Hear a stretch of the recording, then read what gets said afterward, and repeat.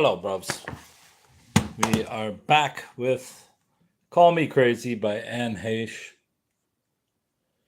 We are finishing up, I think, chapter 3, the second half. I just went on a wild research binge, which was very fruitful. Makes me happy, but let's get on with this bullshit. Should be about 30, 40 minutes of reading. Let's go. Call me crazy. We will. Thanks. I do have a third hand, though. Baby, I love you, baby. The fun, good, loving times were hard to come by in our house after that.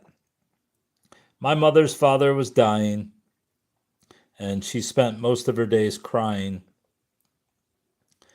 Dad was off all the time, and our money was on a tight line. Nothing was coming in, which was something close to sin. The children were crabby. My my herpes was scabby. We were all getting sick. The walls, holy fuck, the walls of denial so thick. It was bad and getting worse. And things were stolen from mom's purse. It was all crashing down. There was no smile, only frown. It was all sinking bad, and we were really, really sad when, "Children, where are you?" we heard Mom screaming from the top of the steps. The whole old neighborhood could have heard her. She was yelling so loud. We most often did what we were told anyway, but this time we came rushing from wherever we were like bullets shooting from an AK 47. "What, Mom? What? What's wrong?" My mother was panting at the top of the steps, holding something that looked like a change purse in her hands. "Who took it? Which one of you took it?" We were all being accused of something, and her fury was so ugly we hoped that whoever it was would speak up and speak up fast. We looked at one another, searching for the thief. We searched, and I knew it wasn't me, but whoever could it be? Who took the money? We were all shaking at the bottom of the steps. I could imagine that from my mother's point of view, we all looked so small and fragile now, shaking in our shoes. "What money?" one of us asked. "I don't know which one." We were all thinking the same thing at this point. What money? Who took the money? How much money was there? And anyway, who knew where she kept it in order to take it? "Answer me." Nobody answered. "Nathan? Nathan Bradley?" Nathan was always the first to be blamed for bad things, and his middle name was Bradley. Mom used it when she was extra peeved at him, and boy was she peeved. Like I said before, he did things he wasn't supposed to do, like throwing footballs in the house, but steal money? None of us had heard of him stealing anything. We looked at Nathan, and Nathan looked as shocked as us that he was the one being singled out. "Mom, please, Mom, I did not take your money. I don't know what you're talking about. I promise I have no idea." He sure sounded convincing. At least I was convinced, and I really wanted someone to be blamed so that Mom would feel relief and get that ugly, sneering look off her face. "I had $4 in this purse, $4, and it's gone now. One of you took it, and I'm going to find out which one of you it was by the end of today if it kills me. Now, who did it?" Jesus Christ, we were stumped. We were not bad enough kids to not admit this kind of thing. We hated seeing our mother like this. We wanted her to have the answer about where the $4 had gone. This was our grocery money, our grocery money. Do you kids understand? We did. We did. We most definitely did understand. How do you expect there to be food on the table if one of you is stealing the grocery money? I thought about trees and how money didn't grow on them. I'll have to ask your father what to do about this when he gets home. And with that, she stomped off accusingly. Abby and I turned to Nathan and whispered, "Did you take it?" We gobbled out the question over each other, wanting to know, needing to know. He whispered back, "No, no, I didn't take it. Did you?" Abby and I looked shocked at the mere suggestion that we good little Christian girls would do such a thing. We both denied any involvement whatsoever as quickly as it could escape. "No, of course not. No." We were stumped. Who took it then? Was the question, but the answer none of us knew. Dad came home from wearing a brand new royal blue windbreaker that he showed off like a fur coat on the way to his bedroom. Mom quickly snagged him at the door and slammed it shut behind them. Within seconds, we heard Mom yelling. She was beginning to not pay attention to the rules as much anymore about where the hell he got it and what it was doing on his back. He yelled back explanation. Some explanation. He got it from one of Nathan's friends who was doing something or other for charity and was giving out slickers in return for a donation. A donation? Where on earth are you getting money for a charity donation? Surely Mother thought that we were the charity that Dad should be donating money to, and she was probably right. If you hadn't donated money to a charity, we could put food on the table, Don. Do you know that one of the kids stole the grocery money out of my purse and now we don't have any money for this week's food? That charity money could come in really handy about now. In fact, it would come in handy about a million other times before this and for much more important things than a slicker. I can't believe you thought it was okay to buy a slicker. Sigh, purse, sigh. It's not a slicker, it's a windbreaker. And who are you to tell me that I can't have a windbreaker if I want one? I don't have a windbreaker and I need a windbreaker. Sigh, purse. We don't have money for food, Don. Well, it's not my fault that we don't have money for food. Who stole the money? I don't know. That's what I've been saying. I asked them, but none of them confessed. What are we going to do about it? What do you want to do about it? I can't believe that our kids are stealing money. Something has to be done. That's what I'm trying to tell you. Something has to be done.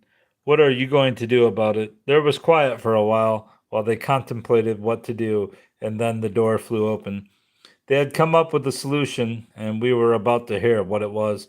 Kids, get in here, my father boomed like over the loudspeaker when someone gets called to the principal's office in school.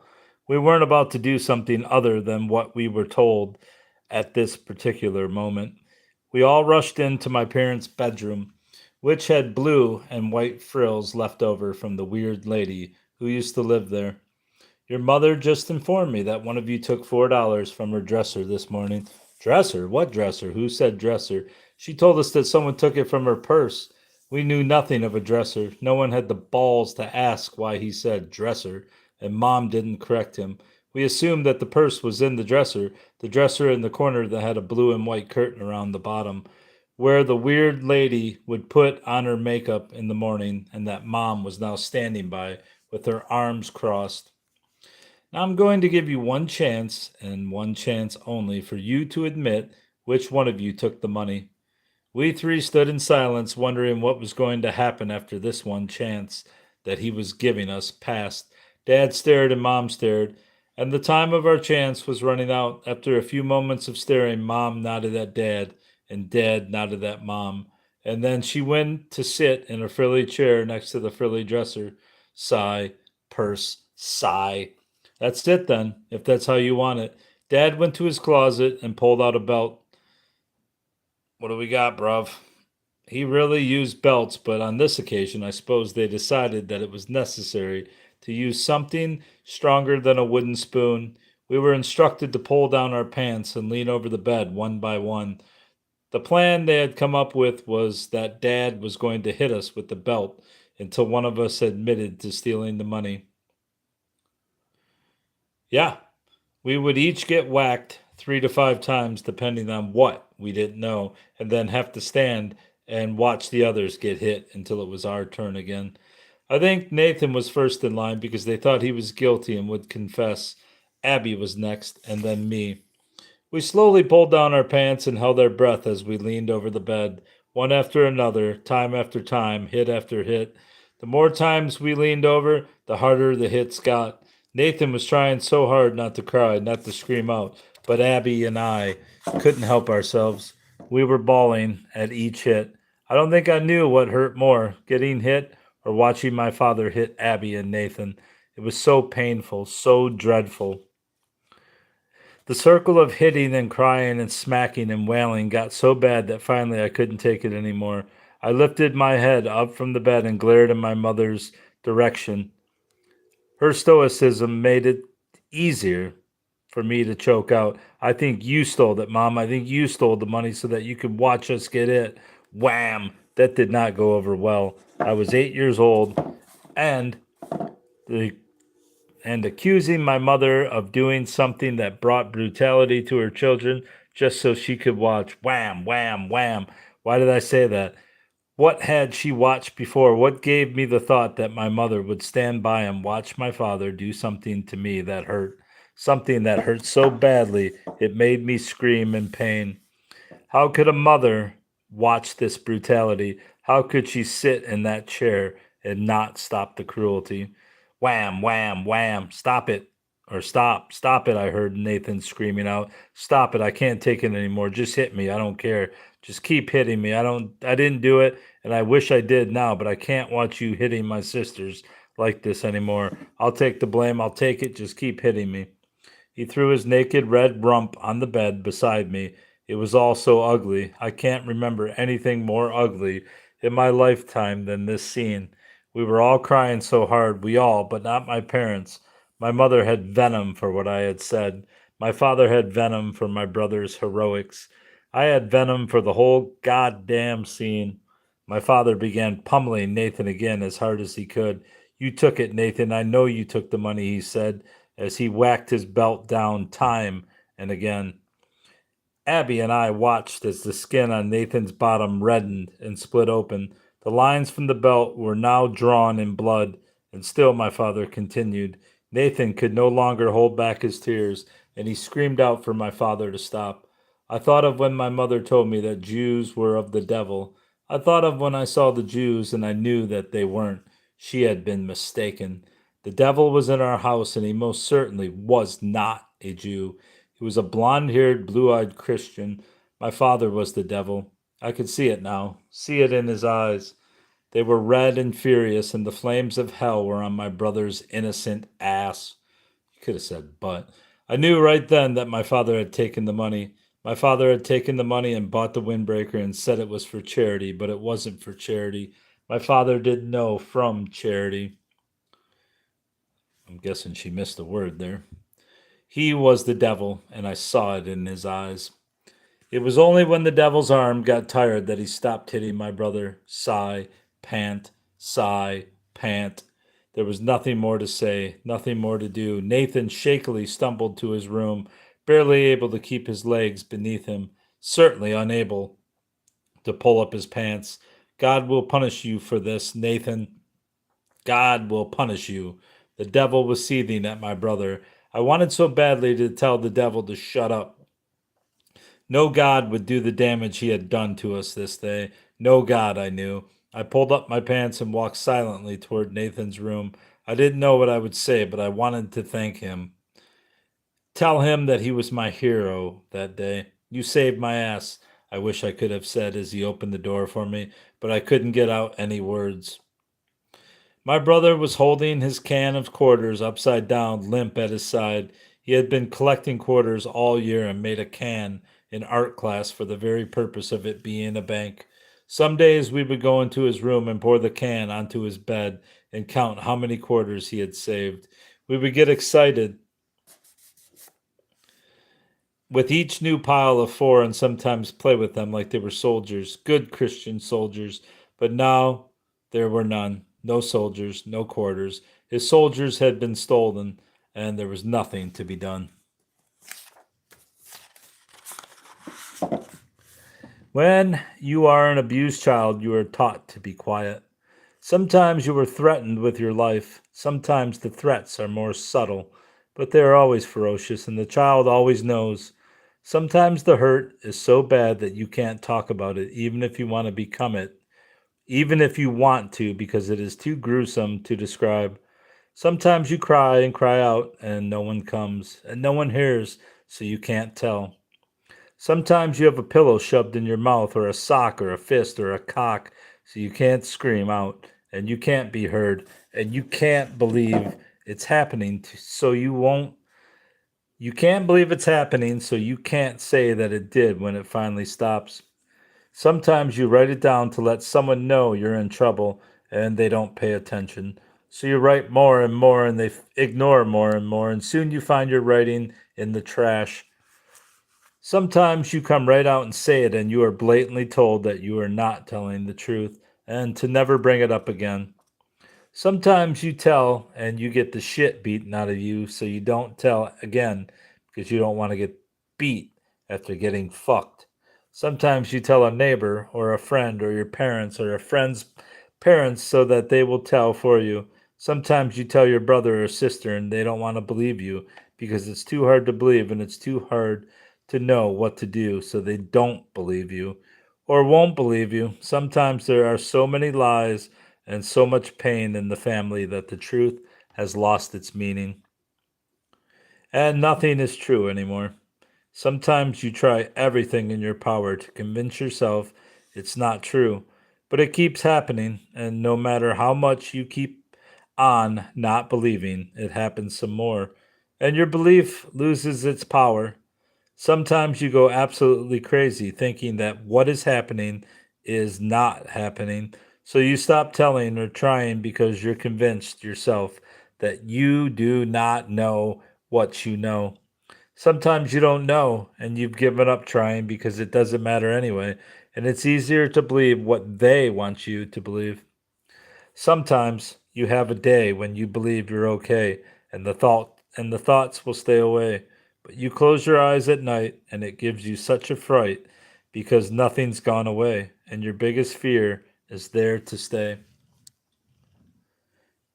Somewhere amid the chaos of the quarters and the windbreakers, we went back to being Baptists. The Methodists must not have agreed with Mom and Dad's form of punishment, or maybe they didn't like that their choir director didn't always show. Who knew? Dad got another car somehow, and Mom started substitute teaching to supplement our income, and off we were each Sunday to another town down the shore called Ocean City. Ocean City was a dry town where shoebies would come and fill the beaches each summer. Shoebies came in from places like Philadelphia and filled up the non alcohol polluted beaches. Their lunches, from what we were told, were packed in shoeboxes, hence the name Shoebies. We were not shoebox people because we were from a nearby oceanside town where we lived even in the off season. I don't know how my parents found out about Ocean City Baptist Church, but we became members and Dad became the choir director once again. We were readily accepted into the folds of this church. We went to Sunday school every week, and we kids signed up for the Wednesday night prayer groups and Bible studies that fit our age categories. Abby and Nate were in one together, and I was in the younger group, which I hated. I, like any younger sibling, wanted to be accepted by the older kids and did everything in my power to make that happen. After each group met in their separate rooms each Wednesday night, we would sit in the church gym for basketball or some such recreation. This was my favorite part. I would sit on the sidelines, not too much of a sports chick myself, and stare at the older boys with eyes of lust and wonder. Why a 9-year old recognized lusty eyes was an issue that would become obvious to me only later in my life, but then I was just doing what I thought was natural to a girl. I would flirt heavily with whomever I thought was cute, and would do it in a way that was subtle enough to be considered good and Christian. There was one boy I really liked. I think my sister did too, but I didn't care. His younger brother was in my group and had a crush on me. I could tell, but I wasn't interested in boys my own age. I liked them older and wiser. When we were Methodists, Nathan would bring home his nice Methodist friends sometimes and we would build tents in the living room and I would let them fondle and kiss me because I thought that was a normal thing to do. So a boy Abigail's age meant nothing to me. I had older. I'll never forget this dark haired beauty of a boy. He would take his shirt off when they played basketball, and I would practically melt. I could tell he would notice me, even if he thought it was a no no. And sooner than all get out, David, that was his name, and I were having silent, naughty sideline conversations. He would purposefully fumble the ball in my direction, and when it rolled toward me, he would wink at me and grab back the ball. Jesus Christ. Why is there always explosions around here? Showing showing off for me. It worked. Boy, oh boy, did it ever work. I was in love. David and I carried on our sideline flirtation for months. Then sidelines expanded into curbsides and curbsides into pew sides. We would find each other after Sunday school and follow each other through the church to see where the other was sitting, just so we could look at each other during the sermon. I was beginning to like church. Before David, I would get so frustrated I could barely sit still. My legs would get crampy and my head filled with things I couldn't ask about when it was over. So I had learned to hate church. But those times were quickly changing. I was up on Sunday morning before anyone else. I could hardly wait to get to Sunday school, just so it would be over and I could find David waiting for me, all dapper and casual, by the staircase that led to the balcony. In the in the balcony, we would sit pews apart, but in the other's line of sight, so that no one noticed our dangerous affair of the mind. Sometimes David would slip me a note during my ascent, and I would read it during the sermon and then bat my eyelashes at him, showing my approval. I would take a prayer request card out of the pew in front of me and scribble something terribly risque like, I like you too, Davy, love Anne, on the lines where I was supposed to be writing my request, and then give it to him after church. He was my request. He was all I prayed I could have. These terrible and torrid games continued like this ad nauseum until one day, Anne Celeste, get in here. I was in the guest room down the hall from my parents' room playing my favorite game of detective. I was always looking for clues about what I didn't know back then, but I'm certain I do now. I was a very good detective, and I would make up all sorts of colleagues whom I would work with on my very complicated detective missions. I would play all of them. Some of us were good detectives, and some of us weren't, which made the game more fun. When my father summoned me on this particular afternoon, I was looking in the top of a dresser that had a square cubbyhole in it meant for hats. But that day, hats were not what I was looking for. The cubby was a place where many, many clues were hidden about my mysterious mission, and I was probably dusting for fingerprints. And Celeste, do you hear me? Get in here this second. I quickly put my imaginary finger dusting equipment into my pockets and told my colleagues that I would return in a flash. What, Dad? Mom was in the room too. She was holding a wooden spoon. Oh, hi, Mom. What's up? They both had especially stern expressions on their faces. What's up? You're up. What's this, young lady? Dad was holding up a crumbled piece of prayer request in his hand. Is this what you see fit to be doing when you're supposed to be listening to the word of God? Mom had found a note that David had written to me in one of my very private places in a drawer in my room. A very private place. I didn't know what to say. I was caught. Prayer handed. How long has this been going on? How long? A long time, but I didn't want to say that. How long? Or not long, pardon. Not long, I said instead, thinking that the shorter the period of time, the less amount of wooden spooning I would get. Do you have any idea how old this boy is? What are you doing passing love notes in church to a boy much older than you? You should know better than that, young lady. You're never to see him or talk to him again. Do you understand me? Do you understand? Answer your father, Anne Celeste, my mother scolded. I understand. I'm sorry. I'll never do it again. I was so sad, so afraid. What was he going to do? What was I going to do? Pardon, my other hand got in the way. How was I going to tell David that our affair was no longer a secret and no longer in existence? I couldn't bear the thought of never talking to or seeing him again. He was my life, my whole existence. I don't think I felt the spooning on that day. I was too upset. I was a good girl and I wanted to do everything that my mother and father told me to do. But this was just too much. I was in love.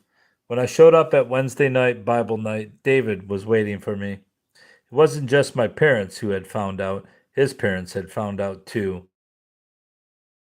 Way too young for David. I, his parents were as upset with him as mine with me. We cried and hugged each other by the side of the church. It was the first real contact we had had, and it felt so good. Better than we had imagined. I don't care what they say. I don't care what they say, and I love you. He loved me. Oh my God. I love you too, David, I heard myself saying. Nothing will keep us apart. Nothing. The next week in church, David showed up with a very pretty blonde haired girl his own age and sat next to her in the balcony. I was confused and hurt, but couldn't say anything because my parents were keeping a close eye on me. I did all that I could to make eye contact with Dave, but I got nothing. I sat in church alone that Sunday and filled out the prayer card in front of me for real this time. Please pray for me that I will get my boyfriend back. I didn't put my name on the card because I thought the preacher wouldn't pray for a 9-year-old jilted lover. If I kept it anonymous, he might think it was for someone much older and more deserving. I dropped my request in the collection plate as it passed and prayed that my prayer would be answered. All right, that's chapter 3 over. What the hell is this? Your neighborhood pharmacy. All right. So that's all. I'm going. That's all, bros. Goodbye.